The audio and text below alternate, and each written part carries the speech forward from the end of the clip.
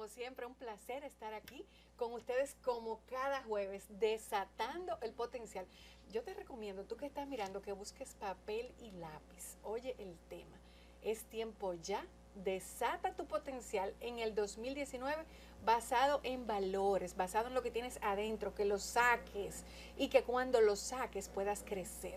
Tenemos pautas para ese desarrollo humano, para desarrollo personal, para que tú te motives a lograr tus metas, eliminando esos obstáculos o barreras que pudieras tener en el camino. Así que hoy estamos en Desata tu Potencial, Rob. Miramis, ¿qué más decir en una sociedad tan convulsa, tantos temas, tantas situaciones que vemos en el día a día?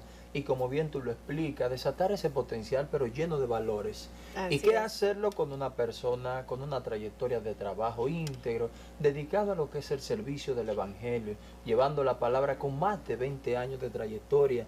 Y todo un accionar en lo que tiene que ver con los temas políticos, sociales, de forma tal que donde él estén esos valores y puedan desatar ese potencial a Miramis. Así es. ¿Y a quién tenemos a Miramis? Bueno, tenemos al pastor Fidel Lorenzo hoy y yo quisiera que hablemos de desatar ese potencial creciendo con el crecimiento que da Jesús, ¿verdad? Así que bienvenido, pastor Fidel, para que hablemos un poquito de cómo avanzamos en ese tema de desatar nuestro potencial que nos da Cristo Jesús. Gracias a Miramis y también a Robert por abrirme la puerta de Enfocados para interactuar con la audiencia que en esta tarde nos acompaña. Eso es así. Para mí es un honor estar aquí y, como dice, dar por gracia lo que por gracia hemos recibido. Tenemos el compromiso y la tarea de ayudar a construir una mejor sociedad en la que podamos convivir todos, los dominicanos, los buenos dominicanos, porque la República Dominicana es una tierra de Dios, como lo dice su nombre, ¿no? Sí. Dominicana, el dominio que es Dios, y cana tierra.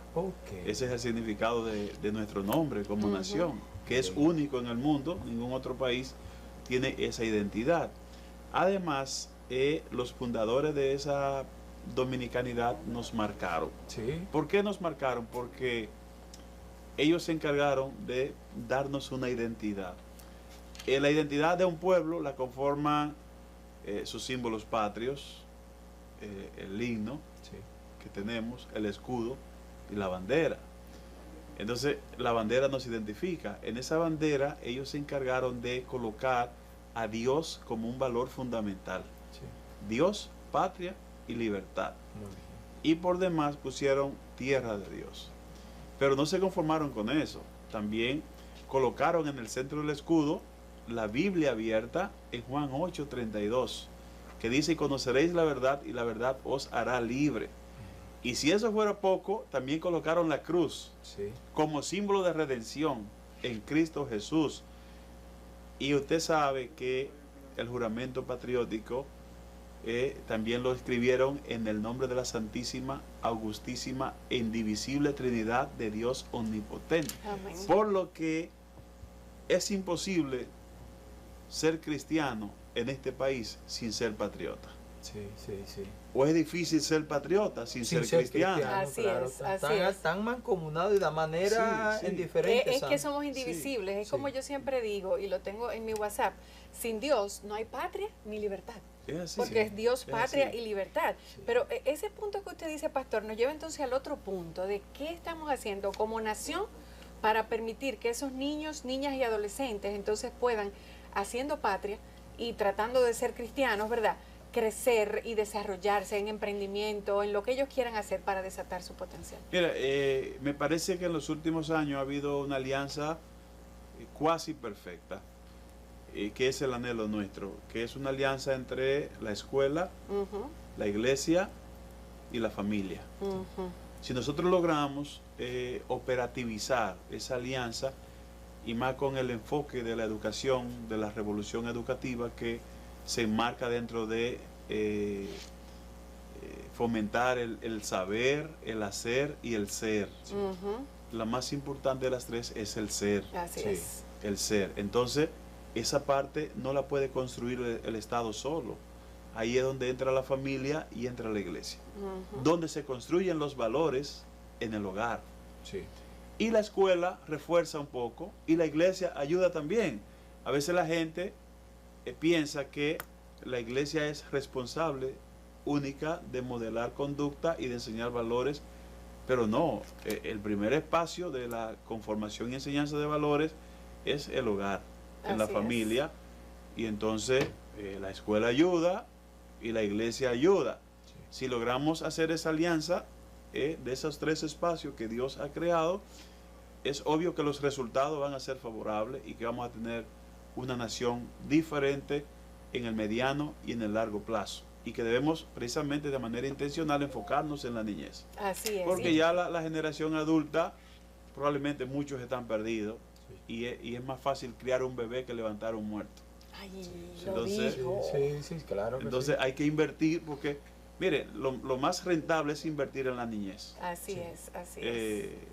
Alguien salió un día a predicar la palabra y cuando regresó dijeron, y dime, ¿cómo fue el balance hoy? Dice, bueno, 3 almas y media se salvaron hoy. Y le dijeron, oh, mira qué bien, 3 adultos y un niño. Dijo, no, 3 niños y un adulto. El adulto es mitad, es media. Está buena. Entonces, esa. mucha gente están invirtiendo más, incluso en la iglesia, a veces estamos cometiendo el error. Mira, es de que nuestra mayor inversión está enfocada en los adultos y no en la niñez. Y las estadísticas han demostrado que es más rentable la inversión en la niñez. Hay que esperar un poquito más, pero es mucho más rentable que en la generación adulta. Así es. Se ven los resultados mucho más abundantes, mejores liderazgos se cultivan, que cuando tú agarras a una persona ya que viene marcada, es difícil enderezarla y enseñarla, porque tiene que desaprender todo lo aprendido para entonces comenzar de nuevo. Entonces yo motivo a los líderes que nos están mirando que señores, no se decepcionen, no piensen que están perdiendo su tiempo, enfóquense en la niñez, los adolescentes, los niños, que va a ser mucho más rentable su inversión con mejores resultados. Así es. Pastor, importante el tema educación, como bien usted ha explicado, es fundamental ya la visión que usted tiene y cómo lo ha explicado de lo importante que es invertir en la niñez. Pero a veces vemos que desatando esos valores, desatando ese potencial, a veces vemos fuerzas de afuera que suelen dañar o detener el proceso que ustedes llevan a cabo. Hace un tiempo, aunque ya el tema ha salido de la palestra, pero que vimos que en un momento esa intención que ustedes tienen de llevar la educación a las escuelas se vio perturbada por declaraciones muy puntuales de la diputada Farideh Raful y otros diputados que han hecho pronunciamientos. ¿Qué han hecho ustedes para poder superar esta situación y poder permitir que eso que usted ha explicado, esa formación, esa educación en la escuela, pueda llevarse a cabo? Mira, para mí fue un momento desafortunado y necesario, con propuestas que no venían al caso, porque ese tema no estaba en discusión en el Congreso. Tenemos una ley, ya es una ley del 2000, con 18 años de aprobada. ¿Qué tú buscas entonces removiendo ese tema, a menos que sea que tú hayas sometido una reforma a esa ley? Yo realmente todavía no entiendo por qué surgió el tema en la Cámara de Diputados y ella parece que tenía un tiro en la recámara y disparó muy rápido y desafinó. Pero es bueno que lo haga, porque así uno conoce lo que está en el corazón. Y me parece que no tiene mucha afinidad ni con la identidad del pueblo dominicano, que como hemos dicho es su bandera y donde está la Biblia en el centro, que la Constitución Dominicana está llena del texto bíblico, que la Ley General de Educación dice que los textos deben ser acordes con los evangelios, que tenemos una ley que simplemente manda la lectura y la enseñanza bíblica en las escuelas, que bastante falta hace en este tiempo. Entonces ella entendió que arremetiendo contra la enseñanza de una ley que no tiene carácter compulsivo, sino más bien es como subjetiva o que recomienda. Porque, por ejemplo, incluso esa ley establece la patria potestad, el derecho de los padres a decidir el tipo de educación que quieren para los hijos. No obliga a nadie. Te dice a ti incluso la propia ley que si tú no estás de acuerdo, puedes retirar a tu hijo de las aulas sin que eso implique ninguna baja sanción, o ninguna sanción. O sea, es la ley más democrática que yo he visto, porque todas las leyes son de carácter obligatorio y fuerzan a todo el mundo a hacer lo que manda la ley. Esta no, esta dice, mira, si tú no estás conforme y entiendes que que hay que preservar la identidad religiosa de tu hijo, o laica, o como sea, puedes retirarlo sin ningún tipo de daño, ni en la nota, ni en nada. O sea, esa es la ley. A mí me preocupa mucho porque ella, de hecho, le estaba cayendo bien a la comunidad evangélica, pero ahí hubo un retroceso que dio una señal, pero como el diablo es bruto, y el Señor no quiere que nos equivoquemos, entonces nada más hay que pincharlo un poquito y sacan lo que tienen adentro. Dejó traslucir de la abundancia de la boca. ¿Qué resultado tuvimos de eso? Bueno, ustedes vieron que recientemente firmamos un convenio con el Ministerio de Educación, que fue todo lo contrario, porque fue un convenio en el que le da a la iglesia la oportunidad de enseñar valores en las escuelas, ya en todo el sistema educativo nacional, pero también de trabajar a la par de las sociedades de padres, madres y amigos de la escuela, trabajar en la reinserción estudiantil, que aquí hay una deserción estudiantil en adolescentes muy alta, y que podemos trabajar en eso, y que estamos trabajando también para presentar programas de veeduría para garantizar el buen uso de los recursos en el sistema educativo y la cogestión. Ahora mismo firmamos, por ejemplo, para que 38 centros educativos evangélicos pasen a dar educación gratuita en las comunidades, obviamente subvencionado por el Estado Dominicano. O sea, no hay mal que por bien no venga.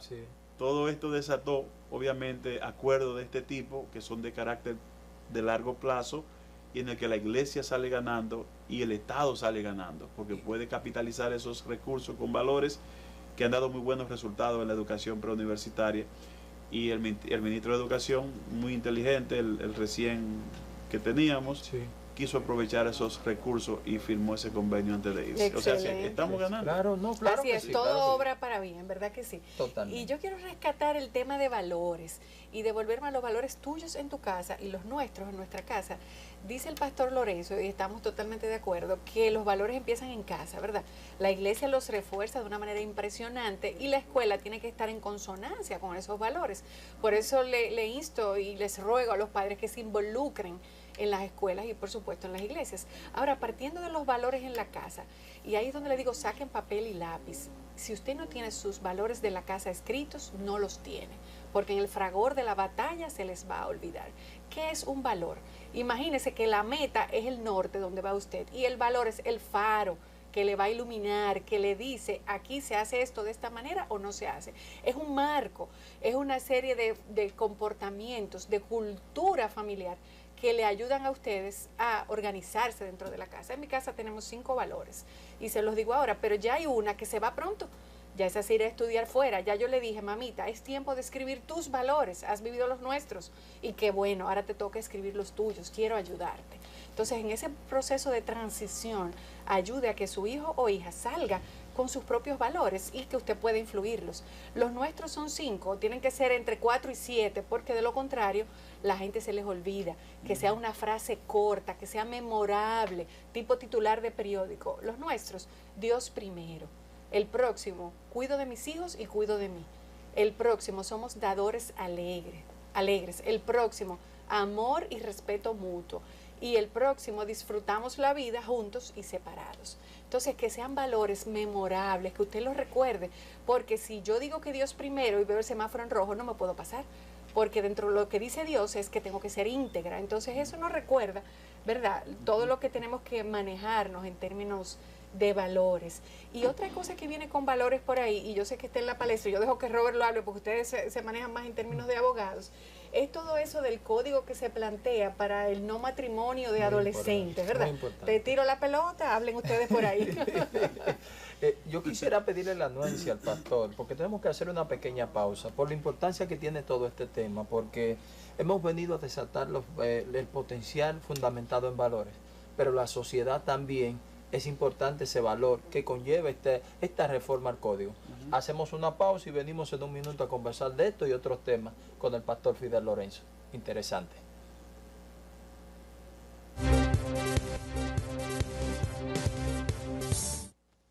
Señores, señores, volvemos por aquí. Un diálogo, una conversación de esas que dejan ese sabor, ese placer de seguir hablando por más tiempo. Yo, si me permiten, hoy sigo todo el día conversando con el pastor. Nos quedamos pendientes, pastor, en lo que tiene que ver con ese valor, pero ese valor de manera general en la sociedad. Recientemente hemos visto una situación por la aprobación o no de una reforma al Código Penal, donde incluye temas puntuales de lo que tiene que ver con el aborto y demás. Ustedes como iglesia, como grupo, que son entes de la sociedad, ¿cómo ven esto como un valor positivo o negativo para nuestra sociedad? Mira, Robert, últimamente a nosotros como sociedad se nos han querido imponer una escala de valores totalmente diferente a lo que tradicionalmente hemos conocido, y se quiere imponer con el cliché de valores de tercera generación o derechos de tercera generación. Sí, derechos de tercera generación. Muy bien. Sí, lo han llamado bonito. Hay que abordarlo, ¿verdad? Suena bonito, que se traduce en lo que ellos llaman valores, también una nueva escala axiológica de valores, que no tiene nada que ver con lo que nosotros conocemos. Y como Amiramis ahorita hablaba de que ellos como familia tienen una escala de valores fácil de recordar,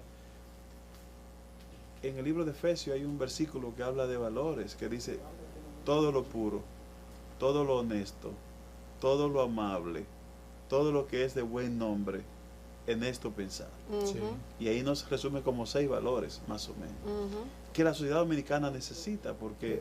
Perdóneme, pastor, para ir edificando nuestra audiencia, vamos a repetir la cita bíblica, a manera de que alguien se motive y la pueda buscar. Creo que es en Efesios capítulo... Filipenses 4. Filipenses 4, exacto. Sí, Filipenses 4, 8. Y ahí está esa cita que nos habla de 6 valores. Sí. Si estamos en una sociedad donde está de moda todo lo que es el exhibicionismo, sí, la promiscuidad, entonces debemos hablar de lo que es la pureza. Exacto. Lo puro, la pureza. Sí. En lugar de yo decirle a mi niña que es lo mismo la vulva que el codo, debo decirle que se tape el ombliguito, sí, que se tape sus partes íntimas, sí, sí, que no se deje tocar, que no se deje ver, sí, y que no se deje inducir por cualquiera, si quiero contrarrestar el desorden que hay, los embarazos en adolescentes, por ejemplo, sí, la práctica de tiempo de la sexualidad, en lugar de decirle tu cuerpo te pertenece, haz con él lo que tú quieras sin la intermediación de tu padre, mejor debo decirle: vamos a practicar la pureza, vamos a practicar la modestia, sí, el pudor. Y tu cuerpo es templo del Espíritu. Exactamente, para ayudarlo. Sí. Y reforzar esos valores que determinan todo el accionar ya a mediano y a largo plazo. El buen nombre, por ejemplo, vivimos en una sociedad muy materialista y muy secularista, donde lo que vale es lo que tiene. Sí. Dice, tú vales por lo que tienes. Y hemos transferido el hacer por el ser, o el tener por el ser. Entonces el ser humano está preocupado buscando tener para aparentar y que la gente lo acepte como un ente social importante. Para nosotros, tal vez, no voy a decir de la generación, pero que venimos de hogares con unos principios tal vez diferentes, nos enseñaron que la honra es más importante que la plata y que el oro. Sí, claro que sí. Y la honra es el nombre. Que, Robert viene de una familia que es honesta, que es honrada, por lo tanto, él debe ser honesto y debe ser honrado. Claro, ahora no, ahora el que tiene el jipetón, el que tiene el yate, el que tiene el jet privado, sí, lo que sea, no importa si es un bandido, si es un delincuente, pero ese es el paradigma, es el modelo. Sí, claro. Ahora, yo no tengo que conformarme con eso, yo prefiero vivir en escasez, sí, vivir con limitaciones, pero transferir ese nombre a mis hijos y a mis nietos, sí, antes que una fortuna que yo no pueda justificar. En cuanto al Código Penal, nosotros hemos dicho que sigue siendo un rehén del aborto. Y a mí me parece que se están frotando la mano quienes viven del crimen organizado. Sí. Porque ese Código Penal establece sanciones para crímenes que son producto de la modernidad. Sí. El sicariato, por ejemplo, sí, que no está en el código de 1800 tanto. No. El uso de ácido del diablo, sí, el enriquecimiento ilícito, el uso de menores por adultos depredadores para inducirlo en la criminalidad, sí, sí, la propiedad intelectual. El cúmulo de pena, Greg. El cúmulo de pena, el feminicidio. Claro que sí. Entonces son crímenes de la modernidad que ese código penal lo sanciona. Sí. Pero nada más se habla del aborto. Sí. Porque el aborto es el tema morboso que mantiene a los medios, como te decía ahorita, o sea, es preferible mantener la noticia y como lo que vende la morbosidad, Sí. pero entonces quienes viven del crimen organizado se ríen con la última muela porque no llegamos a aprobar un código penal que lo castigue y que le ponga límite. Y entonces nosotros nos entretenemos en el tema del aborto. Sí. Hemos sido incisivos en que nosotros no vamos a ceder a defender el derecho a la vida, que es un asunto constitucional. Ni siquiera tenemos que usar la Biblia para eso, porque sabemos que nosotros creemos en los mandamientos y Dios dijo no matará, no asesinará, y que la Biblia nos manda en el libro de Proverbios, en el capítulo 31, dice abre tu boca por los que no tienen voz, defiende el derecho del pobre y del menesteroso. Sí. Y los que no tienen voz son los niños, y los no nacidos, alguien tiene que defenderlo. Entonces quieren presentarnos eso como producto de la modernidad. En una sociedad, ustedes me van a acusar, pero yo digo que nosotros vivimos en un estado delincuente, donde se viola la ley todos los días de manera intencional y olímpicamente. E impunemente, sí. ¿verdad? Impunemente. Claro. Y de repente escuchamos, Robert, y a mí, por ejemplo, alguien me decía, no, que dejemos eso a la ciencia. Y yo me pregunto, ¿a cuál ciencia? A la misma ciencia que le diagnosticó un cáncer terminal a Quirinito. Y la misma ciencia que firmó un acta de defusión de Quirinito. A esa ciencia yo le voy a dejar la decisión de la vida de un ser humano. No me van a convencer. Nosotros tenemos que defender la vida y dejarnos de doble moral. Estados Unidos, que es el país donde se producen más abortos, es el país que más invierte en anticonceptivos, preservativos y métodos. Sí. Y educación. Y educación. Sin embargo, tiene los más altos niveles. Pero ese mismo Estados Unidos es el país que, si usted destruye un huevo de un águila calva, tiene 4 años de prisión. Pero puede matar un bebé en el útero de su madre, ahora en Nueva York, sí, hasta con 9 meses de gestación, y eso no es un acto criminal. O sea, es más importante un huevo de un águila que un niño en el útero de una mujer. Y quieren decirnos que eso es producto de la modernidad y que nosotros estamos anticuados, que estamos arcaicos. Pero si es así, yo voy a seguir siendo anticuado y siendo arcaico toda la vida, porque yo voy a defender la vida. Y defender lo que son valores, no los antivalores, que es lo que se está proyectando ahora, ¿verdad? Y la vida tiene que ser un valor absoluto. Así es. No relativo. Pastor, hay un tema que se desprende con esa, a raíz de que usted habla de los Estados Unidos, pero usted sabe que recientemente nuestro país tuvo una representación diplomática en la pasada presidencia de los Estados Unidos por una persona de condición o de conducta homosexual, ya que vino aquí a convivir con una pareja de manera pública. Pero vemos que en los Estados Unidos, en la gestión de Obama, el crecimiento y la aceptación que tuvo en algunos estados, lo que es el matrimonio de personas de un mismo sexo. ¿Entienden ustedes como organización, como iglesia, que esto es una causa más de este llamado a evitar el crecimiento de la población mundial, o que esto sea como una detención con estos temas de aborto, homosexualidad y demás, para poder propagar esos antivalores, como ustedes le llaman en la humanidad? Creo que sí es una herramienta que la usan los grupos que pretenden controlar el crecimiento poblacional, pero que tiene, nosotros sabemos, los cristianos, que tiene un trasfondo espiritual muy fuerte, y obviamente lo aprovecha. Si usted, escuché el otro día un mensaje me parece que de Albert Rivera en España, que él decía que España está en serio problema y que están buscando aumentar 2 chavos a las pensiones, cuando lo que deben buscar es incentivar a que las españolas y los españoles tengan hijos, que paran, porque o son homosexuales, están incentivando y promoviendo la homosexualidad o el aborto, y no están pariendo. Entonces tienen un problema serio, que la población está envejeciendo y no hay quien pague los impuestos para mantener a los viejitos. Exacto. En la República Dominicana, ese señor, que era un jerarca, o es un jerarca del movimiento LGTB a nivel mundial, representante ante el Partido Demócrata de esa coalición LGTB de los Estados Unidos, pero un patrocinador con fondos de esa comunidad al Partido Demócrata y al gobierno de Obama.